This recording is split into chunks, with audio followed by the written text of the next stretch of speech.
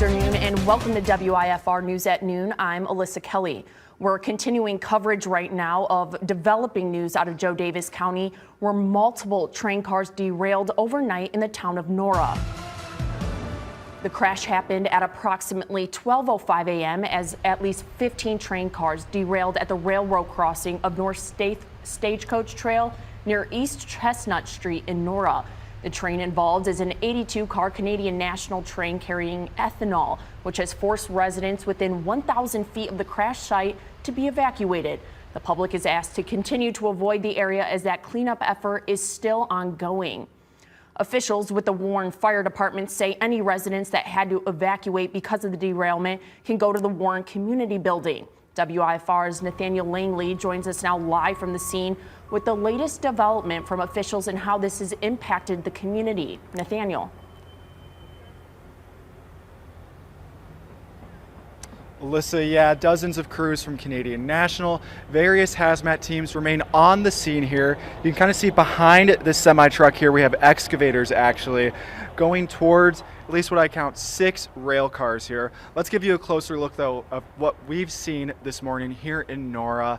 It's a small town in this county with about 105 people, about 50 miles outside of Rockford. And we heard, like Alyssa said, this happened overnight. Residents tell me that they woke up around 12:45 a.m.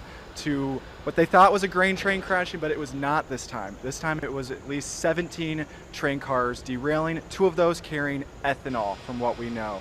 We've also heard though from the Warren Fire Department that there's no physical safety risk at this time, as well as no injuries from the derailment. Some residents we spoke with, including Carrie Harris, have a good feeling about coming home later today. My little dog barked because there was somebody outside. Did what a dog's supposed to do. They just asked us, hey, can you kindly evacuate? We've had a situation with our railroad. And I actually took a quick trip back home because we've forgotten some stuff needed for school and didn't smell it then either. So I think they've got it pretty well contained. Hopefully we'll be able to go back to our homes soon. One thing I've seen out here still is, even though we have that evacuation order for at least until the late afternoon, there's some crowd still here actually of residents, community members, even some coming from out of town to get a look at this derailment.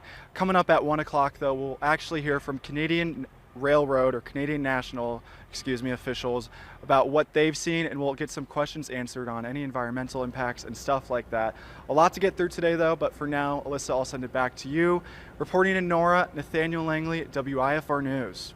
All right, yes, thank you, Nathaniel. And as Nathaniel mentioned, a news conference is set for 1 p.m. with Canadian National officials who will share more on the cleanup and what the train was carrying.